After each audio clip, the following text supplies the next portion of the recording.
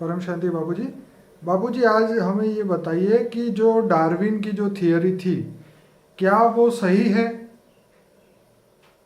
देखो अभी डार्विन के बारे में बताऊं कि उसने क्या बताया था। हम्म। डार्विन ने अपनी थियरी में उत्क्रांतिवाद बताया ठीक है। कि मनुष्य का जन्म, मनुष्य कैसे बना। सर्जन कैसे हुआ? मनुष्य कैसे बना मतलब पहले राइट। जब सृष्टि बनी हम्म। तब ये जल के अंदर एक छोटी छोटी अमीबा जैसी एक छोटी एक सेल वाली, मतलब छोटी छोटी जीव था। क्या था? अति छोटा जीव था, एक सेल वाला। ठीक है। वो सागर के अंदर, जल के अंदर, ठीक है। उसने ये बताया। ठीक है। और वो एक सेल वाला जो जीव था हम्म। उसमें से धीरे धीरे धीरे 2 सेल वाला बना, 5 सेल वाला, 10 वाला, फिर ऐसे बनते गए, बढ़ते गए, बढ़ते गए। फिर मछलियां बनी, राइट। फिर जलचर बने, फिर इससे जो मछलियां थी बाहर निकली तो 4 बड़ी मछलियां मतलब ऊपर जमीन पर घूमने लगी। राइट। फिर इसने ये अलग अलग, फिर अंत में ये कई भाई करोड़ों साल के बाद ये जो एक सेल वाली जो अमीबा थी उससे मनुष्य का बना। राइट। मतलब एक सेल से हम्म। ये धीरे धीरे सेल एक्सपांशन होता गया। क्या? राइट। एक सेल से 10 cell, 20 cell, 100 cell, 1000 cell, crore cell, फिर मनुष्य बन गया। वो तो ये कह रहे थे ना कि बंदर से इंसान बना। आओ तो ये भाई बंदर बना, फिर इंसान बना, अलग अलग अलग थियरियां हैं सबकी, अलग अलग अलग अलग। तो क्या ये सही है भारत का शास्त्र के हिसाब से? क्या ये सही है कि नहीं? देखो भारत के शास्त्रों में जो बताया कि हमारे जो ब्रह्मांड को बने हुए ब्रह्मा के पहला परात पूरा हो गया। राइट। 50 ब्रह्मा के 50 साल। ठीक है। माना ब्रह्मा का एक साल बराबर हम्म। 31 खरब 10 अरब 40 करोड़ साल होता है। ब्रह्मा का एक साल बराबर। ठीक है। ऐसे 50 साल करो तो कितना होता है। और वो उसकी थोड़ी कुछ हल्की थियरी जो दूसरे परात की जो है, दूसरे परात का भी ब्रह्मा का पहला दिन का वो चल रहा है, मतलब 7वां मनवंतर, 28 का युगांतर का कलयुग चल रहा है। ठीक है। तो समय के हिसाब से जो भारत के शास्त्रों में जो इशारा दिया है कि इस ब्रह्मांड के मालिक शिव निराकार ने सोचा मैं इस सृष्टि की सर्जन करूं, इसलिए निराकार शिव से आकारी शिव बना।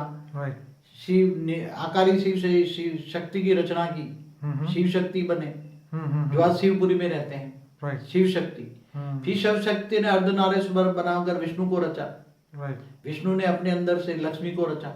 ठीक है। फिर लक्ष्मी नारायण के कंबाइंड रूप विष्णु ने, लक्ष्मी नारायण का कंबाइंड रूप विष्णु ने, नाभि से, विष्णु की नाभि से ब्रह्मा निकला। तो आज लक्ष्मी नारायण विष्णुपुरी में रहते हैं जिसको वैकुंठ कहते हैं। फिर ब्रह्मा निकला। ब्रह्मा द्वारा सर्जन, ब्रह्मा द्वारा सरस्वती और ब्रह्मा ने के संकल्पों से सप्तर्षि पैदा किए। आज वही सप्तर्षि है जो सितारे, 7 सितारे आसमान में दिखते हैं, वही जाके सितारे बन गए। 7 सितारे वही सप्तर्षि। ब्रह्मा ने संकल्प द्वारा 7 सप्तर्षि बनाए। राइट। वो सप्तर्षि जो थे परम तत्व का शरीर था और जिसको हम फरिश्ता कहेंगे, जो 7 लोक में, ऊपर वाले लोक में रहते थे, धरती नहीं थी उसी टाइम पर। मगर ये तो दूसरे परात की कहानी। ठीक है। मगर पहले परात की कहानी बताऊं कि ऑलमाइटी अथॉरिटी ने मुझे समाधि अवस्था में दिखाया था कि जब ये ब्रह्मांड बना तब ब्रह्मा द्वारा उसने फरिश्ता बनाए, जैसे उसने 7 फरिश्ता ही बनाए थे। सप्तर्षि बना वो फरिश्ता ही थे। राइट। उसका शरीर फरिश्ता, तो वो फर्श वालों से रिश्ता ही, फर्श था ही नहीं। तो उसने फरिश्ता बनाया। फरिश्ता से फिर बहुत गिरते गिरते गिरते गिरते ये देवता बने, 3 तत्व वाले। और फिर मनुष्य बन गए, और मनुष्य बनते बनते तो ये फिर बाद में धरती बनी। मनुष्य को पर ये जो 84 लाख योनि की जो बात हाँ हाँ, मगर ये आगे बताता हूँ मैं, अभी सुनते जाओ ना आगे। जो सृष्टि के आदि में, शुरुआत में फरिश्ता बने, फरिश्ता से देवता बने, देवता से फिर मनुष्य बने ना। मनुष्य फिर और गिरते गिरते गिरते करोड़ों साल के बाद वो मनुष्य का जो सेल है, उसकी आत्मा का पावर है, माना सेल पावर डाउन होते होते वो फिर जैसी उसका स्वभाव संस्कार बनता गया, ऐसी तरह जानवर योनि में गया। हिंदू शास्त्रों में ना 84 लाख योनि में अगर पाप कर्म करता है मनुष्य तो 84 योनि में जाता है, और पुण्य करता है तो स्वर्ग में जाता है। तो ये मनुष्य आत्मा जो बहुत करोड़ों साल के बाद बहुत पाप किया तो 84 लाख योनि में धीरे धीरे नीचे गिरते गए। पहले स्वभाव संस्कार जानवर जैसा बना, तो जानवर बनते गए, फिर धीरे धीरे गिरते गए। पहले तो 7 पाताल लोक में गए, 7 पाताल लोक से फिर और गिरते गए तो 55 करोड़ नर्क में गिरे। तो 55 करोड़ नर्क में नरते तो एक सेल की भी आत्मा बन गई। जो मनुष्य था वो एक सेल की आत्मा बन गई। ठीक है। तो एक सेल की आत्मा बन गई, फिर बाद में धीरे धीरे धीरे एक सेल से दोबारा प्रोसीडिंग में ऊपर आने लगी। तो एक सेल से 2 सेल, 2 सेल से 5 सेल, 10 सेल, 100 सेल, 1000 सेल। तो वही सेल जो मनुष्य जो जीव बन गया था, राइट, ये धीरे धीरे उत्क्रांति में आने लगा। तो उत्क्रांति में आने लगा तो धीरे धीरे करके फिर बाद में 84 लाख योनि के बाद वो मनुष्य बना दोबारा। तो कहते हैं ना 84 लाख योनि के बाद वो मनुष्य जन्म मिलता है, तो मनुष्य जन्म बहुत वैल्यूबल है। इसलिए दोबारा ये 84 लाख योनि के चक्कर में मत पड़ना। नहीं तो ये उत्क्रांतिवाद का जो भी इसने बताया है, किसी ने जो भी बताया है, तो मैं समझता हूँ कि ये जो कहने वाली आत्मा है, हर कोई जो कुछ कहता है उसकी आत्मा में रिकॉर्डिंग पड़ा है। ओके, मतलब वो कहने से पहले जो कहने वाला जो है, रिकॉर्डिंग होगा वही वो कहेगा। हाँ, तो उसकी बुद्धि में कहाँ से आएगा? हाँ, ये बात भी जो कोई कुछ कह रहा है, एक बात देखो, principle of natural law, natural law, तो ये है कि उसकी आत्मा में बुद्धि में कहाँ से आए, उसकी बुद्धि में कहाँ से आया, मन में कहाँ से आया? या तो उसको सूक्ष्म जगत वाले या इंस्पिरेशन पार्टी उसको रेज मार के बुलवा रही है, या तो उसकी आत्मा में जो ओरिजिनल रिकॉर्ड पड़ा है वही आप सोचती है, सोचते सोचते सोचते सोचते आत्मा में ओरिजिनल रिकॉर्ड इमर्ज आता है, और वो आत्मा में जो जो पार्ट बजाए वो रिकॉर्ड इमर्ज करके वो बोलता है। कोई भी आत्मा के अंदर देखो, मन के अंदर कहाँ से आता है? तो मन के अंदर जो आता है वो बुद्धि में आता है, बुद्धि में आता है वो मन फिर बोलता है, पहले सोचता है। तो ये कॉमन सी नियम है ये, मतलब जो बोल रहा है कि जो जिसने भी बोला, डार्विन हो या फार्विन हो, जो भी हो, हमें कोई मतलब नहीं उससे। हम तो जनरल लॉ बोलते हैं, हमारे किसी को लेना देना नहीं है। हम प्रिंसिपल ऑफ नेचुरल लॉ बताते हैं, ऑलमाइटी अथॉरिटी का लॉ बताते हैं, आत्मा का लॉ बताते हैं, आत्मा और परमात्मा का लॉ बताते हैं। उसके हिसाब से उसकी आत्मा में जो रिकॉर्डिंग था, जिसने बोला, तो कोई बोलता है बंदर से मनुष्य बने, तो अगले जन्म में एक बंदर होगा और वो बंदर से मनुष्य बना होगा। हाँ, जो उसकी बुद्धि में होगा ना, क्यों रामावतार में बंदर नहीं बने थे? हाँ, तो उसमें से कोई बंदर होगा। वो तो देवता भी बंदर बने, तो देवता बंदर बन के आए थे ना रावण को हेल्प करने के लिए, राम को हेल्प करने के लिए। अरे राम को हेल्प करने के लिए, सॉरी। तो जो बंदर होगा, तो बंदर अभी जो बंदर से मनुष्य बना होगा, तो उसकी जब सोच विचार करेगा तो उसकी गहराई में जाएगा, तो उसके आत्मा में रिकॉर्डिंग हो इमर्ज होगा ना। मतलब आपका कहने का मतलब ये हुआ कि जब आत्मा कोई भी चीज अगर गहराई में जाके स्पष्ट बोलती है कि यही सच बात है, इसका मतलब उसकी आत्मा के अंदर ये छपा हुआ है, रिकॉर्डिंग पड़ा है, ये चीज छपा हुआ है उसके अंदर, आत्मा में रिकॉर्डिंग पड़ा हुआ है। राइट, रिकॉर्डिंग पड़ा हुआ है, तो फिर जब उस मनन मंथन सोच करती है तो उसमें पड़ा हुआ रिकॉर्ड बाहर आता है। ये भी तो हो सकता है कि उनकी आत्मा 84 लाख योनि में धक्के खाते खाते खाते फिर मनुष्य बनी हो, तो उनको लगता है कि हम जानवर से ही मनुष्य बने। जो ये कहता है ना कि एक सेल वाली जीव से फिर मनुष्य बना, मुझे लगता है कि वो आत्मा पहले मनुष्य होगा, ओके, फिर वो मनुष्य 84 लाख योनि में घूमता फिरता नीचे गिरा होगा और एक सेल का अमीबा बना होगा, और सागर के तले में जाकर गिरा होगा, और फिर उससे एक सेल से 10 सेल 20 सेल ऐसा करते उत्क्रांतिवाद में आया होगा।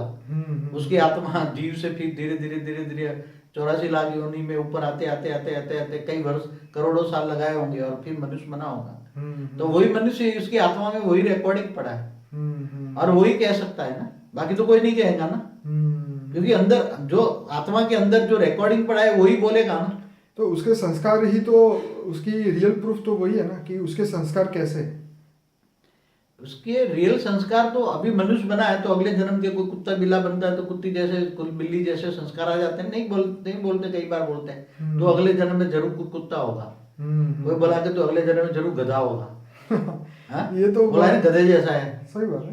तो ये संस्कार तो अगले जन्म के आते ही है ना।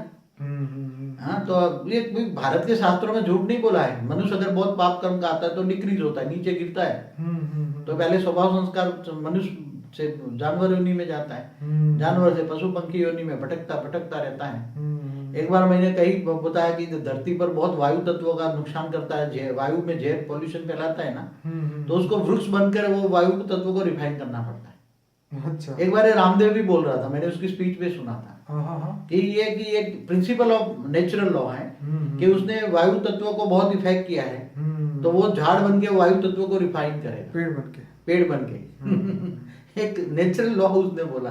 चलिए, अच्छी बात की है। मतलब हर एक को सोच के ही कर्म करना चाहिए, नहीं तो फिर अभी तो कर्म तो बाद में, सोचने से पहले सोचना चाहिए, नहीं तो सोचने से वाइब्रेशन गंदे होते हैं और सोच सारी वाइब्रेशन करके सारा वायुमंडल खराब करती है। इसलिए देखो, जो कोई भी कहता है तो सोचो उसके पहले ये उसको क्या कहता है सोचो। हर कोई जो कहता है, जैसे साइंटिस्ट है तो वो भी इंस्पिरेशन पार्टी उससे काम करा रही है ना। सूक्ष्म जगत वाली आत्माएं जो है साइंटिफिक, वो काम करा रही हैं। तो ये जो, तो आपका कहने का मतलब यही है कि हम कोई जो मनुष्य है वो हम लोग जानवर में से मनुष्य नहीं बने हैं, हम लोग देवता में कोई से हाई क्वालिटी आत्मा जो ऊपर से आई है। जैसे शिव जो है जीव बन गए, जैसे शास्त्रों में लिखा है। हाँ, मगर शिव भी मनुष्य अवतार में आता है ना। राइट। तो मनुष्य अवतार में जीव जैसा मन सब कुछ भूल जाता है। हाँ। माया में फंस जाता है, वो जीव है। राइट। मायावी प्राणी को उसमें जीव कहते हैं। और जिनको आत्मज्ञान होता है उसको आत्मा कहेंगे। इसलिए मैं कहता हूँ भूत प्रेतात्माओं को आत्मा नहीं कहेंगे, उसको जीव, भूत प्रेत जीव कहेंगे। जीवात्मा जीव ही कहेंगे, आत्मा भी नहीं कहेंगे। अच्छा, जीवात्मा मत कहो। जिसको आत्मा का ज्ञान नहीं है उसको आत्मा कैसे कहेंगे, वो तो जीव बन गया। तो जैसे कहते हैं man is a social animal, तो मनुष्य सामाजिक प्राणी बन गया ना। समाज से डरता है, लोगों से डरता है, भगवान से नहीं डरता। आजकल क्या है, लोग भगवान से नहीं डरते, देह और देह के संबंधियों से डरते। वो चाचा क्या कहेगा, मामा क्या कहेगा, उसके डर के जी रहे, मगर भगवान से नहीं डरते। चलिए ठीक है, ये तो बात आपकी समझ आ गई। लेकिन अभी आपकी बात से मैं भी एक जोक सुना दूं, जरा थोड़ा सा हंसी भी आपको आ जाए। एक इंसान था तो वो समुद्र में डूब रहा था, तो डूबते डूबते उसको भगवान की याद आ गई। तो भगवान की याद आई तो उसने भगवान को बोला, भगवान मुझे बाहर निकाल देगा तो खिचड़ी खिलाऊंगा तुझे। तो उसको एक धक्का आया, सीधा किनारे पे पहुंचा। फिर बाहर आया तो बोला कौन सी खिचड़ी, तो उतने में तुरंत ही दूसरा आया, उसको वापस अंदर खींच लिया समुद्र में। तो बोला अरे भगवान बड़ी जल्दी मचाता है, पहले रुको सुनो तो सही, आपको फ्राई वाली खिचड़ी खानी है या सादी खिचड़ी खानी है। तो कहने का मतलब यह है कि इंसान ये भूल जाता है कि हम किससे ये सौदा करने बैठे हैं। वो सौदा तो उसको चाहिए ही नहीं, ये चीज़ ही नहीं है। लेकिन जैसे आपने कहा कि इंसान जो है उसके अंदर डर नहीं रहा, भगवान का भी नहीं रहा, किसी का भी नहीं रहा। लेकिन ये है कि सब लोग अपनी अपनी थियरी जो बताते हैं, तो इसलिए आम इंसान जो है वो कंफ्यूज हो जाता है। अपने भारत के शास्त्रों में, हिंदू शास्त्रों में बहुत सारी बात बताई है, लेकिन फिर भी उसको वो फॉलो नहीं करता। और ऐसे ऐसे लोगों की बातें जो है वो बुक्स में ही आ जाती है। शुरुआत में ही बच्चों को ये पढ़ाया जाता है कि रियलिटी में इनका अभ्यासक्रम चेंज होना चाहिए।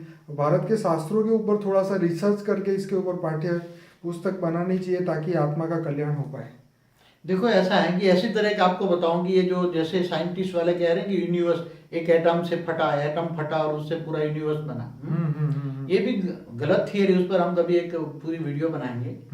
मगर वो कौन सी कैटेगरी की आत्मा जिसने बोला ये एटम फटा और ये बना, ये सब मैंने बताया है क्रिएटर ऑफ यूनिवर्स में। नहीं, इसमें बताइए बाबूजी कि बिग बैंग थियरी जो कहते हैं क्या गलत है क्या? हाँ, बिग बैंग थियरी बिल्कुल गलत है। ओके, तो आप क्योंकि क्या कहता हूँ, क्योंकि बिग बैंग जो थियरी है, कोई जो यूनिवर्स बनाने का वाला जो मालिक है, वो एक बार एक साइंटिस्ट ने बोला था कि यूनिवर्स वाला जो जीव है जिसने यूनिवर्स बनाया, ठीक है, वो जीव की अंदर अगर ऐसे साधन बनाए तो उसकी जीव के अंदर सारा रिकॉर्डिंग पड़ा है। उसने यूनिवर्स क्यों बनाया, कैसे चलता है, कैसे फिर परिवर्तन होता है, तो वो सब रिकॉर्डिंग पड़ा है। मगर वो जीव मिल जाए तो हम उसका रिकॉर्डिंग कर पाए ना। मगर जो बिग बैंग थियरी वो टोटल झूठ है। बिग बैंग थियरी वाला जो मुझे लगता है कि ये कोई यहाँ धरती पर आ गया है वहां से, जैसे कि ये हमारी गैलेक्सी का कोई मालिक होगा। गैलेक्सी जैसे बनी है तो ये कोई ज्यादातर गैलेक्सी है बिग बैंग थियरी जैसे ही है। तो वो लगता है वो महाशिव की कैटेगरी वाली आत्मा होगी, उसमें रिकॉर्डिंग होगा कि जैसे उसने महाशिव ने एक पावर हाउस ने एक सोचा कि मैं एक से अनंत हो जाऊं, तो उसके पावर से अनंत पावर के टुकड़े हो गए, वो सब बन गए, शिव बन गए। और शिव ने फिर शिव के द्वारा वो जो महाशिव सोचता गया वो सारे शिव बनते गए। लेकिन बाबूजी ये तो बराबर है, ये तो आपने आत्मा के क्रिएशन की बात करी है और हिस्ट्री ऑफ यूनिवर्स जो आपका फेमस वीडियो है उसके अंदर भी आपने ये सब बताया है। लेकिन बिग बैंग थियरी ये कहता है कि बहुत बड़ा पावर था, उसमें विस्फोट हुआ और उसके अंदर से ये ग्रह उपग्रह जितने भी गैलेक्सी यूनिवर्स सब कुछ बना। क्या ये रियलिटी में तो आपकी थियरी के हिसाब से वो नहीं है? ऐसा है, परम महाशिव जो यूनिवर्स का मालिक है वो एक पावर हाउस है जिसको तुम एटम नहीं, परम महाशिव उसको कोई पावर हाउस है, बहुत बड़ी परम लाइट है वो। राइट, उसको तुम कोई एटम नहीं कह सकते। एटम से नहीं, एटम से बात नहीं कह सकते हैं, लेकिन हाँ, मगर वो उसने कोई एक सेकंड में कोई पूरा यूनिवर्स नहीं बनाया, उसके अंदर कोई वो विस्फोट नहीं हुआ। वो धीरे धीरे उसने यूनिवर्स सोच समझ के बनाया। पूरा यूनिवर्स कैसे बना, वो क्रिएशन ऑफ यूनिवर्स का आप देखो मेरा वीडियो, धीरे धीरे सोच समझ के संकल्पों से बनाया है। राइट। पूरा यूनिवर्स कैसे बना है पूरा देखो। लेकिन देखिए बाबूजी, ये तो जो विदेश के जो लोग हैं ना तो शिव को जानते हैं, ना ही महाशिव, ना ही परम महाशिव। तो ये जो चीज़ हमारे शास्त्रों में या आप जो बता रहे हैं, ये चीज़ जो है वो तो दुनिया को पता नहीं है, इसलिए वो ये मानते हैं कि जो ये इसको बिग बैंग थियरी को ये लोग घटना बोलते हैं, एक इवेंट बोलते हैं, और घटना में से दुर्घटना हो गई, ऐसी बात हो गई कि विस्फोट हुआ और उसमें से पृथ्वी बनी और हम लोग धरती पे आ गए, जानवर में से मनुष्य बन गए। ये उनकी थियरी है, लेकिन हमारे भारत के शास्त्रों में तो बिल्कुल अलग से ही बताया, जैसे आप बता रहे हैं। जैसे साइंस वालों, मैंने बताया कि साइंस वालों की जो आत्मा है ना जी। तमो प्रधान बन गई है, इसलिए उनकी बातें हर कोई चीज को हम मान नहीं सकते। जिनके पास दिव्य दृष्टि हो, दिव्य दृष्टि से हमारा भारत के शास्त्रों को माने। भारत के शास्त्रों की इतनी वैल्यू है, अगर भारत के शास्त्रों को आत्मस्वरूप में स्थित होकर अगर पढ़े ना, तो शास्त्रों में वेदों एक एक शब्द बहुत वैल्यूबल है, और उसकी पूरी हिस्ट्री ज्योग्राफी है। पूरे यूनिवर्स की तो हिस्ट्री ज्योग्राफी नहीं है, मगर मुझे तो ऑलमाइटी अथॉरिटी ने जब समाधि अवस्था में पूरा यूनिवर्स कैसे बना, पूरा मल्टीवर्स कैसे बना, मल्टीवर्स कैसे बना है, पूरा मुझे तो ऊपर वाले ने बताया हुआ है। मगर मैं तो कुछ अब ज्यादा नहीं देता हूँ, क्योंकि ये दुनिया की जो आत्माएं हैं वो इतनी तमोप्रधान बन गई हैं कि ये ज्ञान, हाई क्वालिटी ज्ञान डाइजेस्ट नहीं कर पाएंगे। चलिए बाबूजी, जैसे जैसे साइंस डेवलप होता जाएगा तो वैसे ही ये ज्ञान भी लोगों की समझ में आएगा, ऐसी कोई बात नहीं है। सत्य तो हमेशा सत्य ही है, और आप तो परम सत्य का ज्ञान दे रहे हैं, तो इसको तो चैलेंज करना नामुमकिन है। बट ये है कि थोड़ा सा साइंस और डेवलप्ड हो जाए, जो आप ग्रेट यूनिवर्स जिसको आप बोलते हो, जिस दिन ये साइंस ने 2018 में 2020 में वो परम तत्वों के कैमरे से उस ग्रेट यूनिवर्स को देखा, तो उस दिन सब लोग आपको दुनिया में ढूंढने लगेंगे कि ये बात किसी ने कही थी। लेकिन फिलहाल बापू जी, आपका बहुत बहुत धन्यवाद, आपने बहुत अच्छा हमें क्लैरिफाइड किया। परम शांति।